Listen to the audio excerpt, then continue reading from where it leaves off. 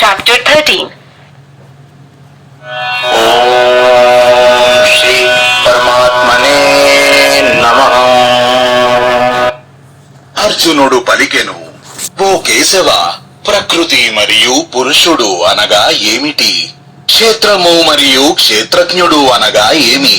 నిజమైన జ్ఞానము అంటే ఏమిటి? ఆ జ్ఞానము యొక్క లక్ష్యము ఏమిటి అనేవి కూడా నేను తెలుసుకోవాలనుకుంటున్నాను.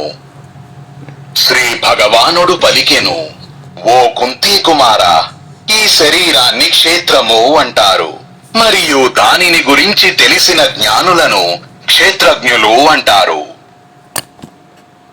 ఓ భరత, నీవు నేను సమస్త క్షేత్రములకు క్షేత్రజ్ఞుడనని తెలుసుకొనుము. క్షేత్రము మరియు క్షేత్రజ్ఞునికి సంబంధించిన జ్ఞానమే నిజమైన జ్ఞానమని నా అభిప్రాయము.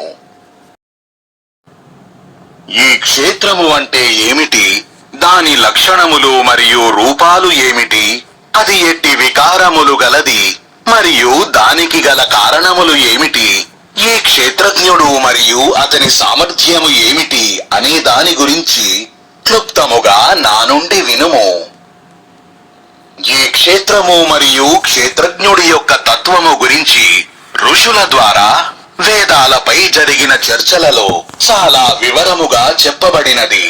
అదే విధముగా ఇది బ్రహ్మసూత్రముల యొక్క పదాల ద్వారా కూడా చక్కగా నిశ్చయపూర్వకముగా మరియు హేతుబద్ధముగా చెప్పబడినది. పంచమహాభూతములు అహంకారము, బుద్ధి, అవ్యక్తము అనగా ప్రకృతి, పంచేంద్రియాలు, మనస్సు, ఇంద్రియ గోచరమైన 5 విషయాలు, కోరిక, ద్వేషము, సుఖము, దుఃఖము, ఈ శరీరము, వివేకము మరియు సమభావము. సంక్షేపముగా ఇవి క్షేత్రాలు మరియు వాటి రూపాలు.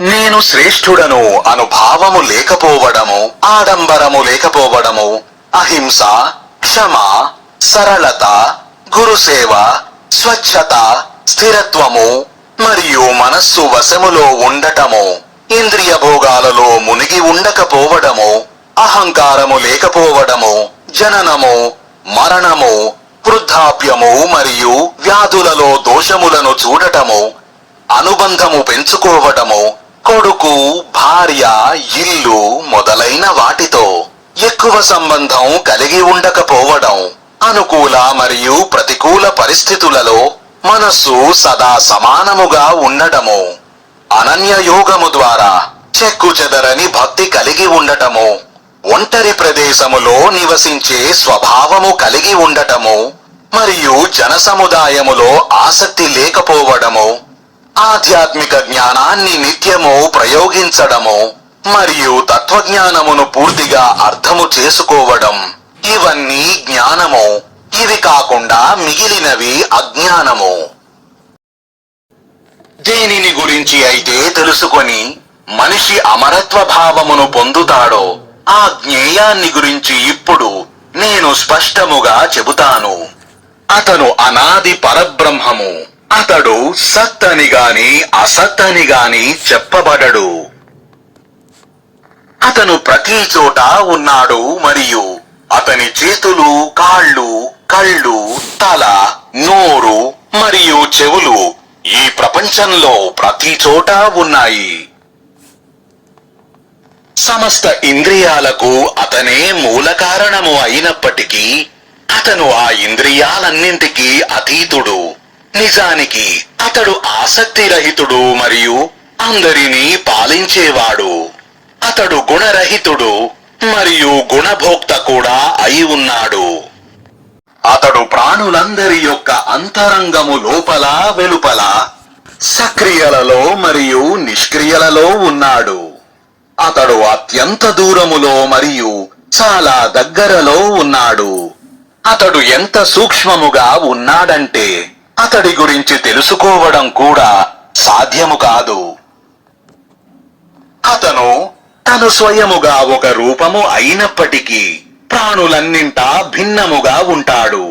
అతడు ప్రాణులందరి సృష్టికర్త, నిర్వహణకర్త మరియు సంహారకుడు. అతను జ్యోతులకు జ్యోతి మరియు అజ్ఞానమనే అంధకారమునకు ఆవల ఉన్నవాడని చెప్పవచ్చును. అతను చైతన్య స్వరూపుడు, జ్ఞేయుడు మరియు జ్ఞానము ద్వారా తెలుసుకోదగినవాడు.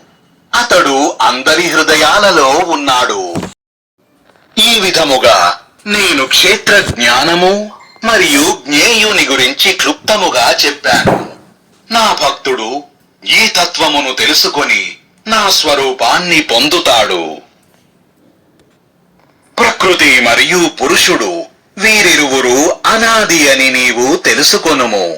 సమస్త వికారాలు అనగా రాగద్వేషములు మరియు గుణాలు అనగా సత్ రజో తమో గుణములు ప్రకృతి నుండి పుట్టుకు వచ్చాయని కూడా నీవు తెలుసుకొనుము.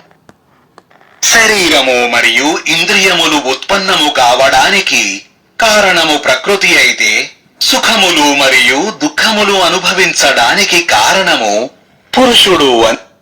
ప్రకృతిలో ఉన్న పురుషుడు ప్రకృతి నుండి ఉత్పన్నమయ్యే గుణాలను ఆనందిస్తాడు. ఈ గుణాల కారణంగానే పురుషుడు ఉన్నతమైన మరియు తక్కువ స్థాయి యోనులలో జన్మిస్తాడు. ములో జీవాత్మ అనగా పరమాత్మ స్వరూపమే ఉంది. అతనికి ఈ శరీరము, మనస్సు మరియు బుద్ధి ద్వారా జరిగే సమస్త కార్యాలతో సంబంధము లేదు. అతను సాక్షిగా ఉండటము వలన ఉపద్రష్టయని, సమ్మతి ఇవ్వడము వలన అనుమత్తుడు అనగా అనుమతించేవాడు అని, జీవరూపములో ఉండటము వలన భోక్త మరియు పరమాత్మ అని పిలవబడుచున్నాడు. ఈ విధముగా పురుషుడిని మరియు గుణరహిత ప్రకృతిని తత్వము ద్వారా తెలిసిన మనిషి అన్ని రకముల కర్మలు చేస్తూ కూడా పునర్జన్మ పొందడు. కొంతమంది మానవులు ధ్యాన యోగము ద్వారా, కొంతమంది సాంఖ్యయోగము ద్వారా మరియు కొంతమంది కర్మయోగము ద్వారా తమలో తాము పరమాత్మను అనుభవిస్తారు. మరికొందరు తమంతట తాము తెలుసుకొనకపోయినా ఇతరుల నుండి విని తరువాత ఆరాధిస్తారు. ఈ విధముగా వినడము వలన సాధనలో మునిగిపోయిన వారు కూడా నిస్సందేహముగా మరణాన్ని దాటిపోతారు. ఓ భరతర్షభ, సక్రియ మరియు నిష్క్రియ ప్రాణులు ఎంతమంది పుట్టినా వారందరూ క్షేత్రము మరియు క్షేత్రజ్ఞుల కలయిక ద్వారా మాత్రమే ఉత్పన్నమవుతారని తెలుసుకొనుము. నశించిపోయే ప్రాణులన్నింటిలో పరమాత్మను నాశనరహితుడిగా మరియు సమభావము కలిగిన వానినిగా చూసే పురుషుడు వాస్తవ దృష్టి కలవాడు. భగవంతుడిని ప్రతి చోట సమభావముతో చూసే మనిషి తనను తాను నాశనము చేసుకోకుండా పరమగతిని పొందుతాడు. సమస్త కర్మలు ప్రకృతి ద్వారా చెయ్యబడుతున్నట్లు చూసే వ్యక్తి మరియు ఆత్మను కర్తగా చూడని వ్యక్తి యథార్థమును చూస్తాడు. ప్రాణుల యొక్క వేరువేరు భావములు ఒకే ఆత్మలో ఉండటము చూసినవాడు మరియు అవి ఆత్మ ద్వారానే విస్తరిస్తాయని తెలుసుకున్న పురుషుడు బ్రహ్మను పొందుతాడు. ఓ కుంతి కుమారా, అనాది మరియు గుణరహిత మగుట వలన ఈ అవినాశి మరియు పరమాత్మ స్వరూపమైన ఆత్మ శరీరములో ఉండి కూడా కర్మ చెయ్యదు మరియు కర్మఫలమునకు ప్రభావితము కాదు. ప్రతి చోట విస్తరించిన ఆకాశం సూక్ష్మతత్వము వలన ఎలా అయితే దేనిచేత అంటబడదో, అలాగే శరీరములో ప్రతి చోట ఉన్న ఆత్మ కూడా దేనిచేత అంటబడదు. ఓ భరత, ఒకే సూర్యుడు సమస్త జగత్తును ప్రకాశింపజేసినట్లు ఒకే ఆత్మ సంపూర్ణ క్షేత్రమును ప్రకాశింపజేస్తుంది. ఈ విధముగా జ్ఞాన దృష్టితో క్షేత్రము మరియు క్షేత్రజ్ఞుల మధ్య వ్యత్యాసమును గురించి మరియు కార్యకారణయుక్త ప్రకృతి గురించి తెలుసుకున్నవారు బ్రహ్మను చేరుకుంటారు. ఓం తత్సదితి శ్రీమద్భగవద్గీతాసూపనిషత్సు ब्रह्म विद्यायाम योग शास्त्रे श्री कृष्णार्जुन संवादे क्षेत्र क्षेत्रज्ञ विभाग योगो नाम त्रयोदशोऽध्यायः।